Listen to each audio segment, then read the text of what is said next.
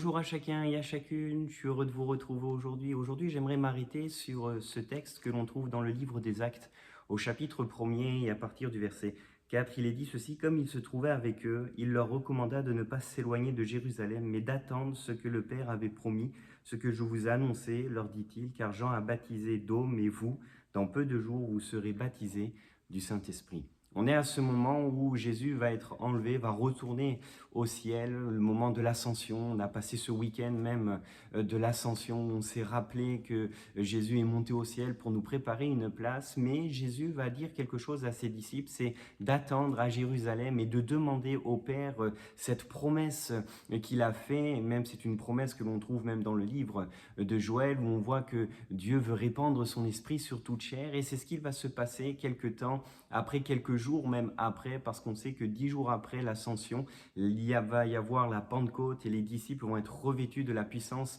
du Saint-Esprit. Je voudrais nous encourager aussi, chacun d'entre nous, toi peut-être qui n'es pas encore baptisé du Saint-Esprit, toi qui as été peut-être baptisé dans le passé, à vivre une expérience nouvelle, à demander au Seigneur de te visiter ou de te revisiter tout à nouveau pour que tu puisses être rempli tout à nouveau du Saint-Esprit. Il y a cette promesse, les disciples, avant même de partir témoigner, avant d'aller jusqu'aux extrémités de la terre, ils avaient besoin de cette puissance et Jésus le dira: vous recevrez une puissance, le Saint-Esprit sur vous et vous serez mes témoins. Et on a besoin d'être ces témoins dans cette génération, dans ce monde, mais pour être ces témoins, nous avons besoin d'être revêtus de la puissance du Saint-Esprit.